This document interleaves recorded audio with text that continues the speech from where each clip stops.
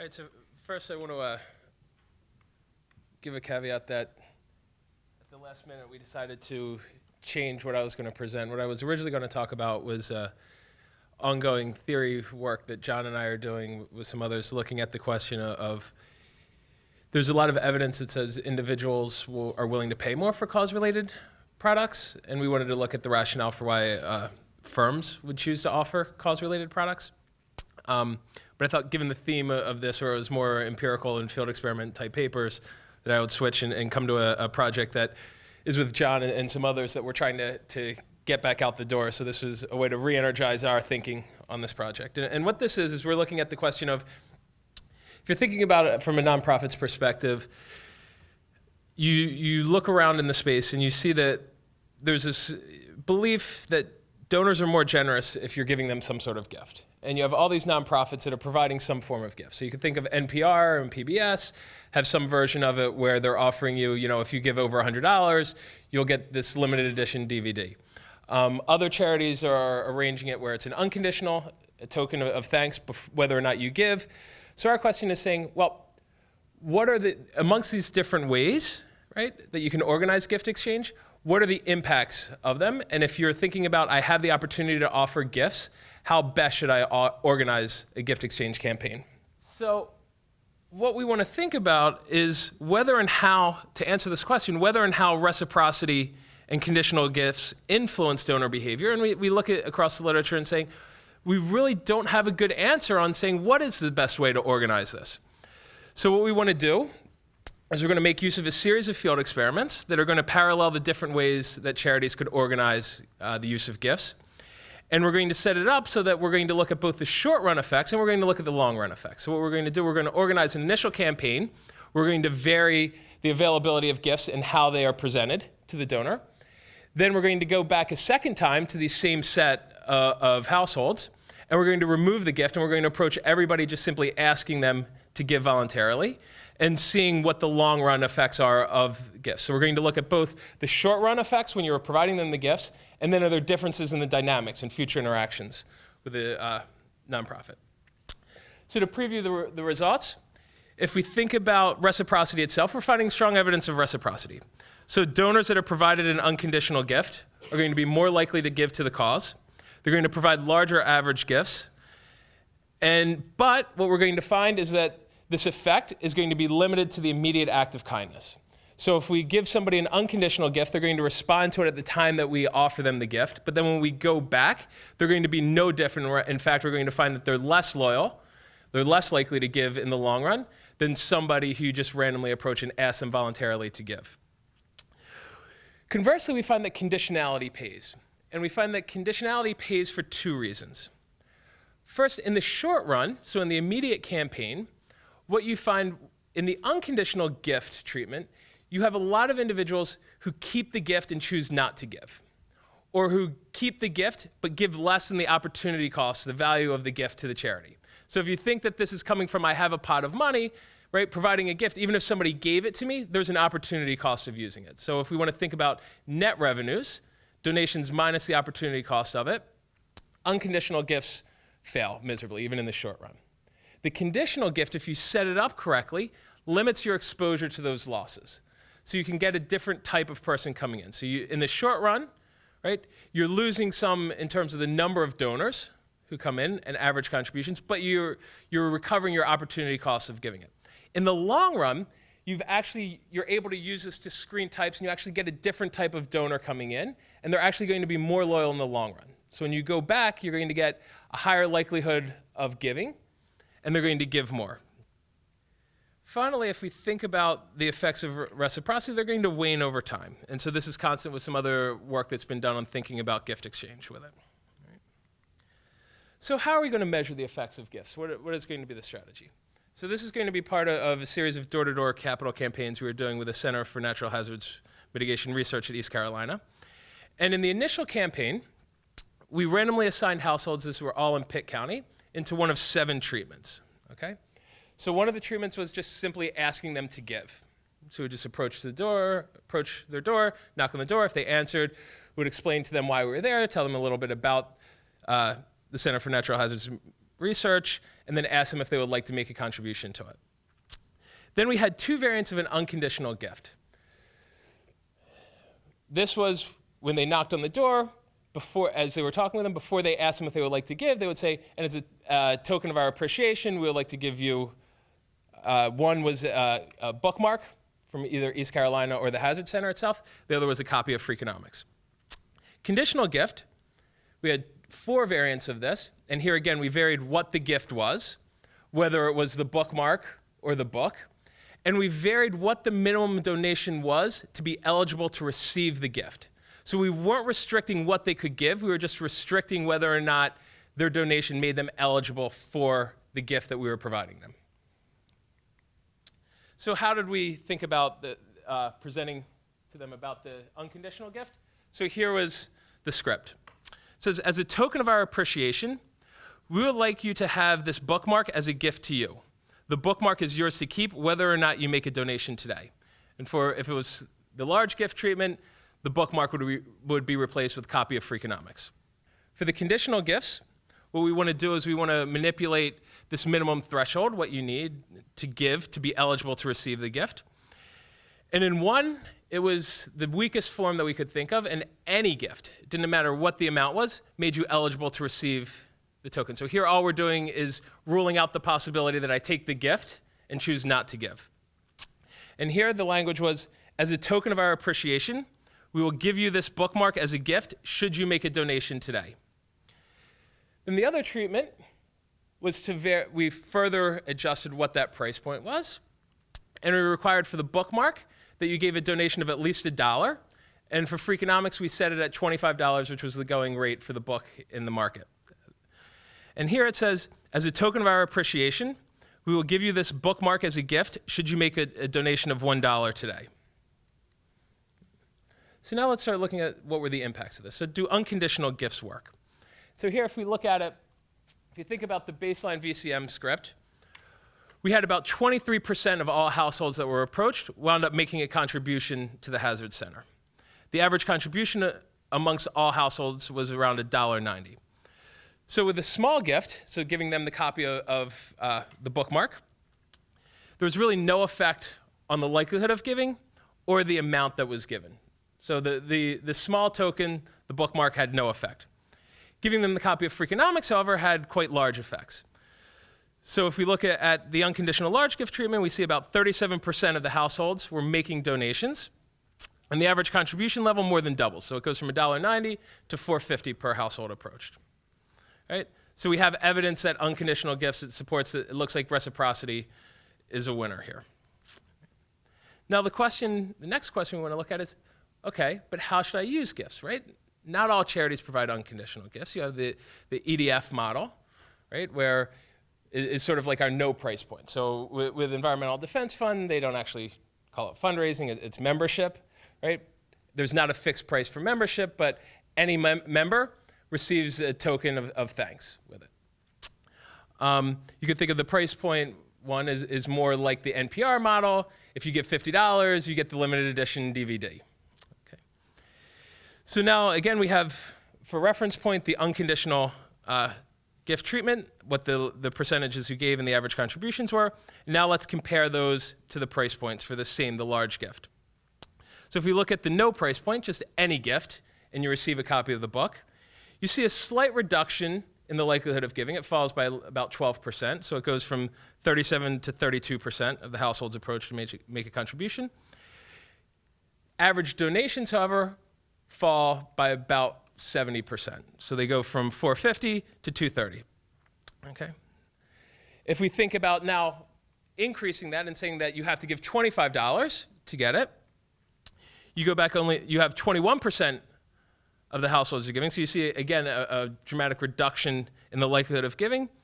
Average contributions, however, remaining around $264, and in part this is because those that are getting the gift have to give $25, so we're crowding in some larger gifts with it.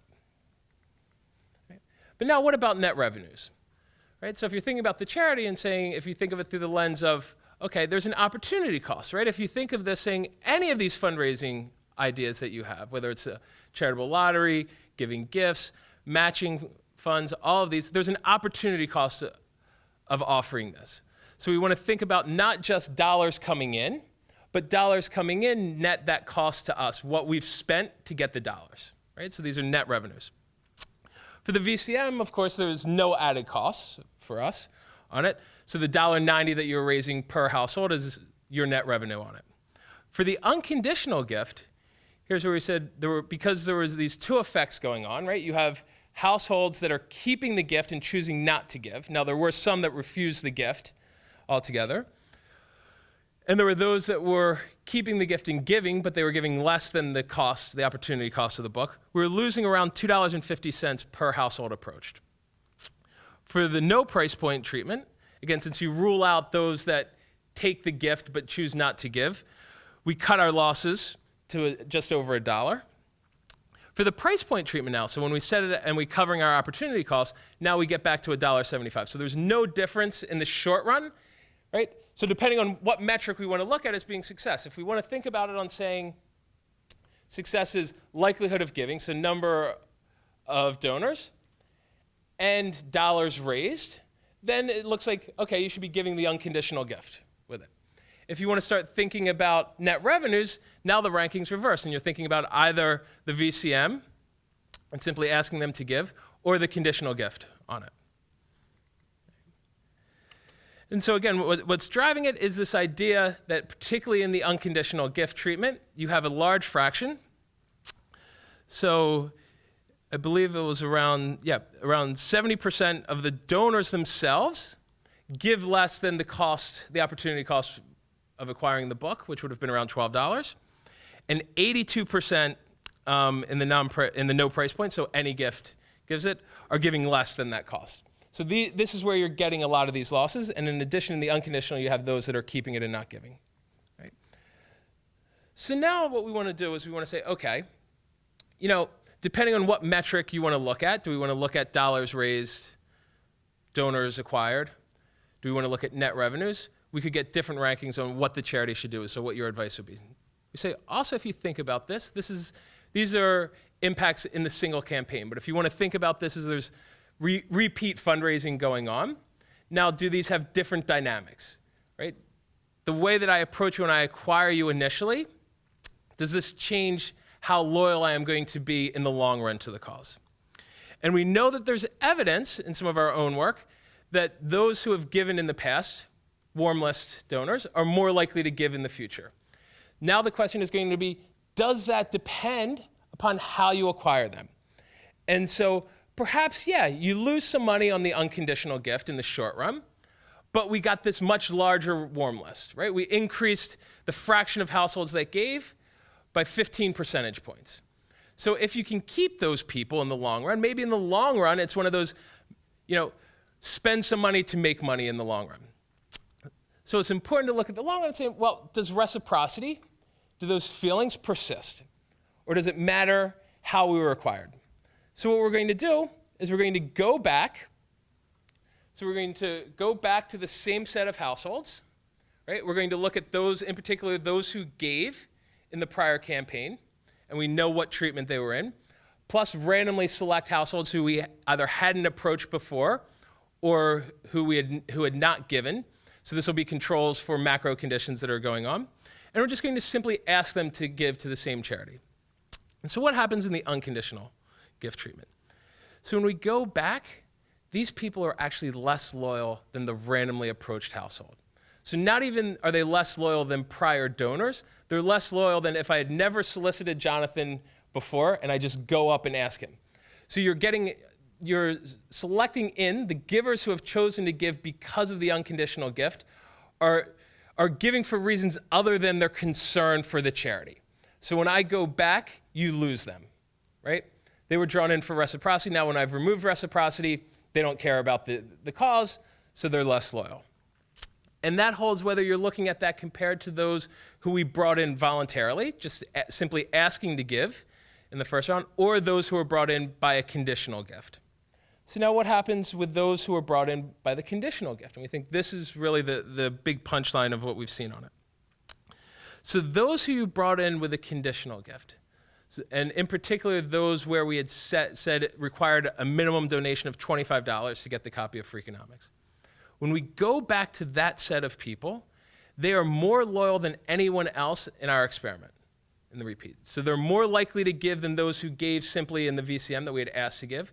They're more likely to give than those who were provided an unconditional gift in the first round. And they're more likely to give and provide larger gifts than those who were approaching for the first time and asking to give. So what this suggests, how we're interpreting this, is we're learning something about their motives. So in some respects, we've offered them this gift, but we've priced out those who care about reciprocity. We're pricing out everybody except for those they've revealed by the fact that they gave $25 or more in the first campaign, or that they gave above some threshold. We're learning something about their value for the charity. Right? These are people who care about the cause, so we're screening out something about their types. Right? So thinking on some takeaway thoughts with it, we think this is the first. While there are studies that will look at the effect of an unconditional gift, there are studies that have looked at the effects of conditional gifts on it, but there were none that put them together in this apples-to-apples comparison, and we're unaware of any that look at the long-run effects of it. So what happens is you remove the gifts and you go back, and thinking of this from the perspective of repeat fundraising. We do find evidence that people are reciprocal, right? Providing them the unconditional gift works in the short run if you're thinking about likelihood of giving and dollars raised. But we will make this case that net revenues are greater. So if your concern is with net revenues, right, the conditional gifts and the ability to screen something, learn something about their value for the cause, you gain from setting up it through conditional gifts. Now, one thing that I want to be careful and make clear on here. And this came up, when we were initially talking about these results. I remember in particular talking with folks at the Environmental Defense Fund, and they were shocked by this because they were saying, we've actually been trying to get out of the game of giving gifts.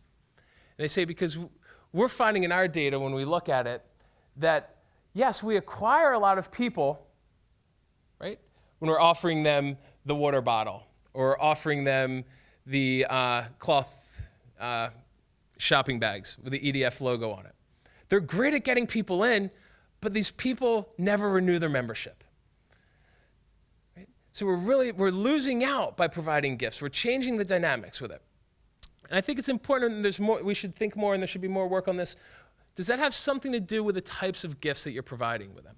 So remember, in our experiment, in this study, the gifts are completely delinked from the charity itself, right? And not only that, they're things that you could acquire outside of our market, right? You can go and get a copy of Freakonomics anywhere with it. So if part of why people are giving, right, to Environmental Defense Fund or NPR with this is because they want to be able to acquire that tote bag to walk around and show off to people and say, look, I support Environmental Defense Fund. Then it sort of makes sense that they may choose not to give in the future, right? Because I have that durable signal. Nobody knows, did I continue to give to Environmental Defense Fund? I get the water bottle, I get the tote, I carry it around. Look, I'm great, I support EDF, right?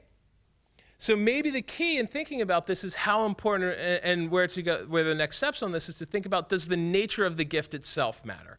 Is it something that the motives and why the EDF or the NPR, because I've heard the same thing from NPR and PBS, that we're trying to get away from gifts, and for the very same reason, because of loyalty. Is that because of the types of gifts that they're drawing? And again, just like with our unconditional, right? When we go back in the long run, we've brought in the wrong types. We've brought in people for the wrong reasons. In that case, it's the reciprocal types, not necessarily for their value for the cause. By providing them an EDF tote bag, instead of drawing in people who care about Environmental Defense Fund, are you drawing in somebody who wants to signal to others that they care about Environmental Defense Fund? So once you've provided them that ability to signal, they're less loyal. So thank you. Are there any questions? Sure. So if someone were to offer a counter interpretation, which is that by identifying the people who are willing to pay $25 for the book, you've identified people with disposable income, rather than and that's what you screen for, rather than valuing for the cost. How would you? Yeah, and I think that of course their value for the cause or their willingness to support the cause, there is going to be an income effect. So, what we're doing, whether it's the value for the cause, it's their likelihood of giving. We're screening for somebody who is more likely to give because of the cause or the ability to, and if you solicit them, yeah, so I agree. Jim? I wonder if you had any follow-up if you found out the effect of actually having read Freakonomics. No, we don't. Again, we don't know. It's an intent to treat that we gave them Freakonomics, so we don't know if they read it or not. Just to be clear, the second time you went to that, did you get any incentives at all? Or just asking? It was just asking the second time, so everybody was approached the same way. Okay, so there were no incentives in the second round. So I have a follow-up thought. In the theory of social exchange, you have this sort of cyclical pattern where you give a gift, you give a benefit, you give a gift, you give a benefit. You're actually, if you think of it in that cycle, you're asking them the second time after they've been given the gift. They feel perhaps a social obligation to give the next time. So you're in the middle of that cycle. I don't know if you thought of that. Well, so we give them the gift the first time, and they have the opportunity to give. So then they've been able to repay. But they give and then they get the gift. Yeah. And so then the next time Okay. they have Yep. a sense of obligation because it's the next thing in the cycle is for them to get back. So you're sort of setting up the cycle. Possible. Yep. Just wanted to observe that we're from all kinds of views. We've seen that we have these people called the greeters, right? You know, I send you a t-shirt. They'll show up, they'll come, buy something, get the t-shirt. They disappear for 2 years. Then they're back, and the first thing they're heading for is the t-shirt. Yep. Okay? 2 years later, they're gone. They're gone for another 2 years. They're back. They come back every 2 years for the t-shirts. It's a total West problem. So again, there's a limit on what we're saying. This would be akin saying, okay, we only went back once. Maybe the reciprocal types, if you carry it out long enough, and saying, okay, if you offer gifts repeatedly. But remember, you're still thinking of it through the lens of the opportunity costs. In the short run, we're losing out from them. So if each time when we go back, we would have to recover and have them remain loyal, right? So to recover some of the losses in that initial campaign with it. So still, we would argue, even if we went back a third or a fourth time, and if you offer them an incentive again, a gift, they come back in. I don't know. It's questionable, is that the donor that you want, or is there a way that you could organize gifts to bring in a different type? So the question is, what's the type that you want? I think that for practitioners, the results here is that the way you organize the gift exchange relationship, you're drawing in different types, and there are different metrics. So what metric is important to you and what type is important to you, there's a lesson on this, saying if what we care about is numbers or immediate dollars coming in, then unconditional gifts may look differently than conditional gifts. If we're worried about long run and continued interaction with them and net revenues on it, then different types are brought in by the conditional gifts. So you're still learning something about the donor's type by changing the nature of the gift. You may also be learning something about the nature of the good that comes about. You think about public broadcasting, that was one example. In that sense, since you're paying for a service, and are you going to free ride on the service or do your part to support it? And people might actually look at that and tie in with the gift in a different way than they do Yep. more traditional charities. So that's very, very true with PBS, but the same pattern and the same concerns have been expressed by Environmental Defense Fund. In others, that would be a more traditional type charity with it. That's also in some sense a lobbying purpose for them. When I support environmental initiatives, because I look at really that as a political contribution, whether it's treated one way or the other by the IRS. Yeah. In some sense, it's a political statement you're making. Again, I think that's part of the last slide on saying understanding in the future on what aspect of it is that we're seeing differences here from what you get? Is it something about the nature of the charity? Is it something about the nature of the gift? Is it, what's driving that? It opens it up. But I think still the main takeaway from this, I think, is that you're getting different types that are coming in on it, right? And understanding what's driving that, and then going on and understanding why does this result appear to be at odds with what they're saying, what the anecdotal evidence. And again, it could be the whole theme of SPY, that it's their anecdotal evidence is they're drawing inference without having science behind it, right? That maybe there isn't the perverse effect that they're talking about with it. So you don't know, right? They don't have the correct counterfactual because they're offering the gift to everybody. So they could be losing it that no matter what they had done, even if they hadn't offered them, they would have lost the same fraction of their donors. So in terms of the whole, in some ways, as you said, your experiment is kind of really weird because you're giving people a copy of Freakonomics if they donate to the East Yep. Carolina Hazard Center. And Catherine Eckel, Dave Herberg, and I ran into this problem with this similar experiment we did with Texas A&M. Do you think that the fact that the social norm is that you get a St. Jude t-shirt or something branded makes it really weird, for example, for us to have sent a blank mug instead of a Texas A&M mug, or a blank luggage tag instead of a Texas A&M luggage tag? We thought about it, and we decided it was going to be too weird. Yeah. I mean, I think this is. It's clear. I think it calls the need for thinking about this idea. To what extent is the gift interaction and the effect being driven because it's sending this signal of support on it, right? And then the parallel to that, what you're getting at, saying, okay, if that is what's driving it, but there's still benefits to engaging in reciprocity or this kind of screening that's going through. To what extent can you de-link? How far can you go in de-linking the gift from the charity itself? And maybe we've gone too far, maybe, but kind of the story you're telling is if it seems so weird, we would actually be crowding out people giving, right? If they're looking, what's going on? Why are they offering me a copy of Freakonomics? Whoa. Right, so that would be sort of working against what we're seeing, particularly in the short run, right? So I don't know. All right. Thank you.